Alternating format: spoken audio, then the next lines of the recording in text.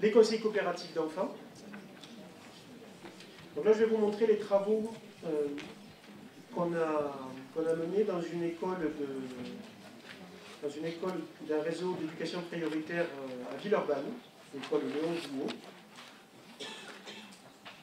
Je vais vous montrer l'aboutissement de ce travail. Alors, ils ont fait des vidéos. J'ai mis dans la bibliographie le lien vers ces vidéos. Vous pouvez y avoir accès. Ce sont des vidéos qui ont été faites par des professionnels.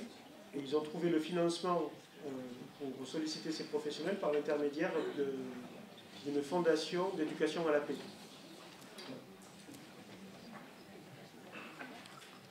On va voir un conseil dans une classe de CP. Donc, vous verrez sur le lien, on voit quasiment l'ensemble du conseil dans la classe de CP, on voit aussi des conseils dans les classes de cycle 3. Alors, ce qui se cache derrière ces conseils-là, c'est ce qu'on appelle des grilles de maître mots, c'est-à-dire des phrases rituelles qui sont utilisées par les enfants qui sont présidents de séance. Un enfant devient président d'un conseil coopératif pas en début d'année. En début d'année, c'est l'enseignant qui anime pour installer justement ses habitudes, ce cadre-là de travail démocratique.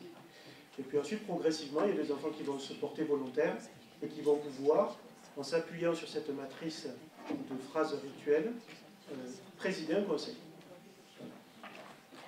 Donc les étapes, donc une introduction avec les règles, le conseil est ouvert, on ne se moque pas, on écoute celui qui parle, on demande la parole, la priorité sera donnée à ceux qui ont le moins parlé, et les gêneurs 3 fois ne pourront ni parler ni voter. Donc qui veut être secrétaire? Le bilan de la semaine d'avant avec système de prise de température, donc soleil si on est satisfait, nuages et pluie si on est insatisfait. Et donc c'est noté sur un cahier de conseil. La relecture par le secrétaire des décisions du dernier conseil. Là, l'idée, c'est d'essayer de voir si les décisions qui ont été prises au précédent conseil sont pertinentes ou pas. Si c'est pertinent, très bien. On a vérifié l'application. Si ce n'est pas pertinent, ça revient à l'ordre du jour. Et on va essayer d'y réfléchir à nouveau. Ensuite, les problèmes. Donc, là, l'idée, c'était l'histoire des cahiers de dessin. C'est j'ai envie de dessiner, il n'y a plus de feuilles, j'étais bloqué. Donc, je propose qu'il y ait un cahier de dessin dans la classe.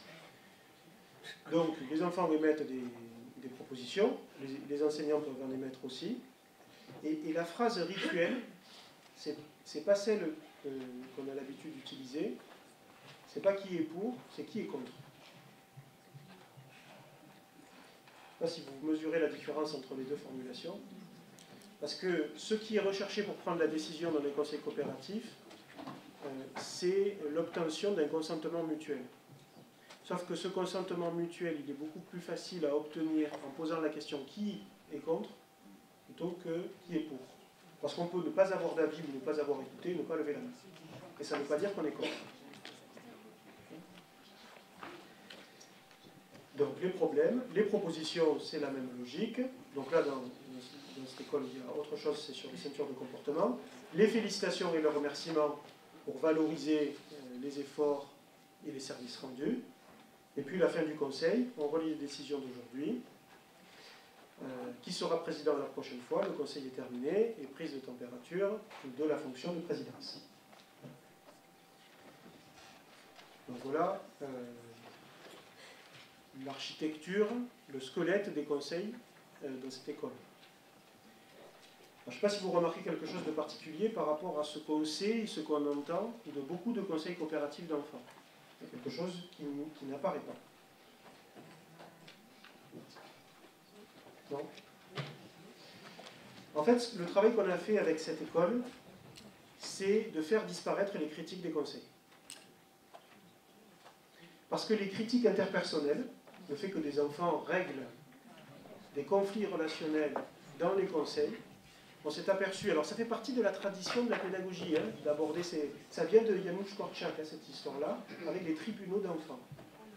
Sauf que, aujourd'hui, là, au XXIe siècle, on s'est aperçu que le fait d'autoriser des enfants à régler des conflits en conseil coopératif, ça avait des effets que les enseignants ne maîtrisent pas complètement, et des effets qui s'apparentent à du harcèlement scolaire. Parce qu'on a pu observer que très souvent, ces critiques-là étaient adressées aux quelques mêmes enfants pour des raisons qui sont rattachées à des difficultés qu'ils ont avec eux-mêmes. Et le fait d'être la cible d'un faisceau de critiques, même dans un espace sécurisé qui est un conseil démocratique, ça crée ce que certains enfants nous ont dit, des boules au ventre et des envies de ne pas aller à l'école le jour où il y a le conseil. Ce sont les mêmes effets physiologiques que le harcèlement scolaire. Donc, ce qu'on a travaillé avec cette école et quelques autres, c'est d'essayer de voir comment on pouvait organiser des conseils sans critique. S'il y a des critiques, ce n'est pas au conseil que ça s'aborde. Au conseil, on aborde des problèmes de classe, des problèmes d'organisation de la classe. Les critiques, ça se règle autrement. Et donc, l'autrement, c'est la pratique du message clair. Oui. Je vous interromps une seconde, juste par rapport au conseil coopératif. Quelle est la place de l'enseignant à ce moment-là? L'enseignant, il est garant du cadre. C'est-à-dire que si ce n'est pas lui qui est président et que c'est un enfant, et que l'enfant n'arrive pas à tenir le cadre, il intervient, et il peut même jusqu'aller à dire à l'enfant, je prends ta place et je reprends la présidence. Ça, c'est le premier élément. L'enseignant, c'est un participant, c'est-à-dire qu'il donne son avis. On a malheureusement assisté à des conseils où l'enseignant, il était à son bureau et il laissait les enfants discuter entre eux. Et l'argument, c'est de dire c'est un conseil d'enfants. Non, il fait partie du conseil et il participe. L'enseignant, il a un droit de veto. Il peut dire ça, c'est non. Et le droit de veto, il le pose avant que la question qui est contre soit lancée. Il dit ça, non, ça on ne peut pas le faire. On réfléchit à d'autres solutions, mais celle-là, attacher le petit Giovanni par les pieds et le jeter dans la rivière, c'est non, ça. Hein? Donc ça, c'est sécurisant. L'enseignant le fait. En revanche, lorsque des enfants veulent organiser un projet que l'on sait sciemment irréalisable, tout dépend de notre personnalité. Moi, je les laisserai. Mais j'entendrai tout à fait quelqu'un qui dirait « Non, non, on va leur faire gagner du temps et je vais leur dire que ce n'est pas possible ». L'inconvénient de ma posture, c'est qu'effectivement, ils vont passer du temps pour se rendre compte que ce n'est pas possible. L'inconvénient de la posture de leur dire dès le début, c'est qu'on ne les laisse pas apprendre ce qui est possible et ce qui ne l'est pas. Voilà. Donc, il n'y a pas de réponse à votre question précise. J'ai répondu quand même que la place de l'enseignant était quand même forte dans ces conseils.